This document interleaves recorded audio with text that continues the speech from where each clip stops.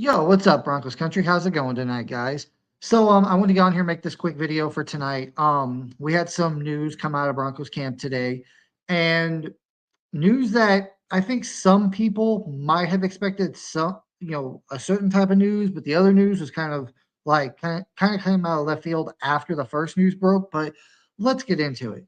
So today, as we know, tomorrow by 4 p.m. Eastern, the trade deadline hits. Like once 4 p.m. Eastern comes tomorrow, you can't make any more trades until the off season. So we knew that there was probably going to be some trades from the Broncos or from any other team that was going to happen over these next, 24 hours. And with that said, the first thing that I saw today that broke was Baron Browning was traded to the Arizona Cardinals for a 2025 sixth round pick, I believe it was. Now, a lot of people were kind of like upset about this, but why? Like, people think that sixth round, seventh round, even sometimes even fifth round picks are not really worth a whole lot.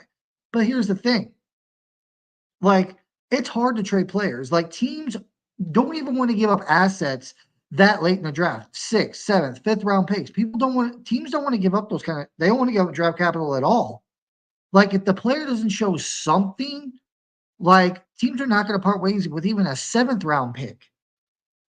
And to me, that says a lot. Like, I don't understand why people are so upset about this. Like, oh, what the heck, George? Like, we only got a sixth round pick out of Baron Browning. Now, I can understand that if Baron Browning was playing, like really, really good, like kind of like Von Miller a couple years back. We know, Von Miller, Super Bowl MVP. He's one of the greatest pass rushers of all time.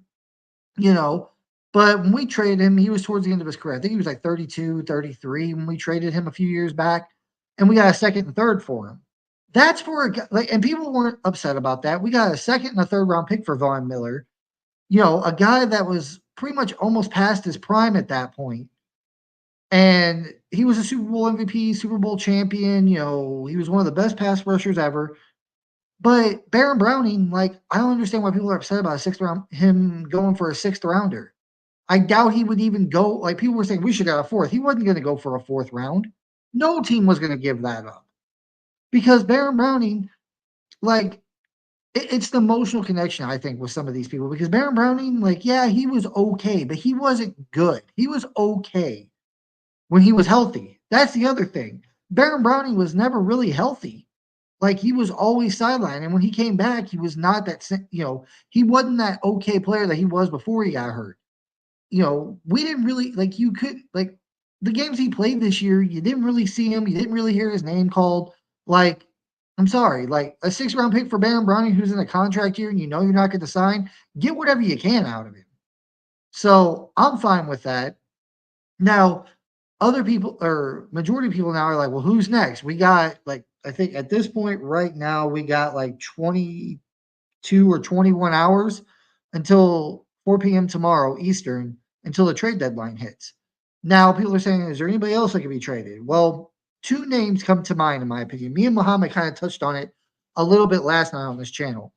I think Greg Dulcich, like, if he's worth anything, like, the Broncos did come out earlier today and say, hey, you know, Dulcich, we're trying to shop him. Now, we might not be able to trade him. We might have to just downright cut him because I don't know if he's worth it. Like, teams are not going to give up a seventh or a sixth round pick for Greg Dulcich, maybe. I don't know. Maybe they do. But even if we trade Greg Dulcich, he hasn't played much this season. When he did play, he wasn't that good. So maybe we don't get. And the thing is, he wasn't. He the reason why Greg Dulcich wasn't playing wasn't because he was hurt. He was a healthy scratch after, like, I think week 2 or week 3. Like, he's been a healthy scratch since because Sean Payton just doesn't want him. He doesn't think he's good enough. And if Sean Payton doesn't think he's good enough, I doubt they're going to be able to get even a seventh round out of him. Maybe they will, but as of now, Greg Dulcich is on the block. The other player I believe could be possibly on the block is Javonte Williams. Like, you got, I think Beatty should be coming back soon. You have McLaughlin. You need to get Estime more reps in this offense to see if he's the guy for the future. Like, trade Javante. Just get rid of him. Get him out of the running back room and just use these young guys like I said, McLaughlin, Estime, Beatty, who you liked, So I think Javante could be another trade candidate we see traded by tomorrow, maybe first thing early in the morning. Him, maybe you can maybe convince a team to give him a fifth, maybe a fourth for Javante, because I mean he's still, even though his vision's terrible, like whenever he can still somewhat break tackles. So maybe you might be able to get something. And he's like I talked to a buddy of mine earlier. He's a great pass blocking back. So maybe someone will take him for that ability. So maybe you get a fifth or fourth out of him. Who knows? But I think Dulcich and Javante are on the trading block as of right now. We'll just have to wait and see if anybody comes, calling for those two. Now, moving on from the trading, stuff, in a corresponding move after Baron Browning was traded to the Cardinals for a sixth round pick, like I think it was like 30, 40 minutes later, the news broke that the Broncos signed Jonathan Cooper to a 4 year, $60 million deal, $33 million guaranteed. Now, I was talking to a buddy of mine today. He said that, oh, it's more likely a 2 year deal up to $33 million. So with that said, it's $15 million a year. But over the span of the contract, if he plays all 4 years, that's eight, that's still that much. But yeah. So we signed a pass rusher to a 4 year contract. Preferably it's going to be 2 years at 15 million a year, which honestly, I don't even understand how the Broncos had. I thought they didn't have that money, but that contract probably doesn't kick in until next year. We got a good pass rusher. I like Jonathan Cooper. He was up for a contract after this year too, so we got him locked in. I still believe this team needs an elite pass rusher, a pass rusher that you have to game plan for. That teams have to know where he is on the field. So hopefully the Broncos still get that. Now, there's two other players that are coming up at the end of this year that are going to want new contracts. I think the Broncos should resign. One long term, and the other one a 1 year deal. And the two players I'm talking about is Garrett Bowles. Now, I know a lot of people are split on Garrett Bowles, but this is my line of thinking. This offseason, like I said, you got to get that pass rusher. You have to get him. Like I don't understand like people that say you don't need him. You do. You need that game wrecking pass rusher if you can get him, whether if it's in free agency or the draft. You need to get a tight end one, and we'll talk about that here in a second. You need to get a wide receiver one, and you're gonna have to get another running back if Estime doesn't work out. You got the rest of the season to figure that out. So if you could sign Garrett Bowles to a 1 year deal, just to protect Nick's blind side for next season.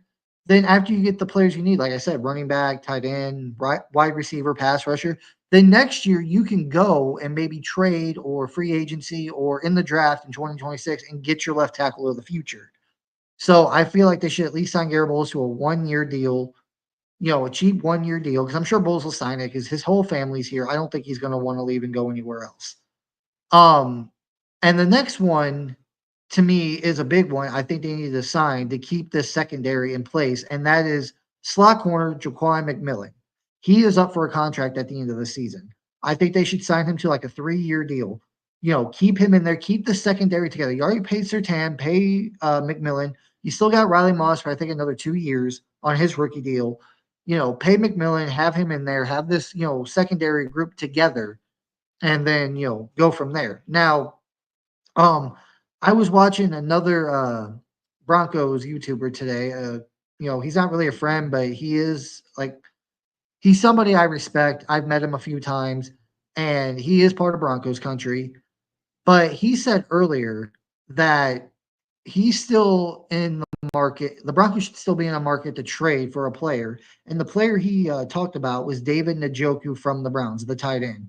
Now, David Njoku, like he made some good points. David Njoku still 28. You can get him on a 3 year deal. He's a good tight end. He can block, he can, catch the ball. The Broncos should go out and trade for him. And he doesn't think it'll cost much, and neither do I. I think the Browns, they're gonna, take any draft capital they can get. I think probably maybe a fourth, maybe a fifth would do it to get David Njoku, and maybe you can throw in a player to sweeten the deal.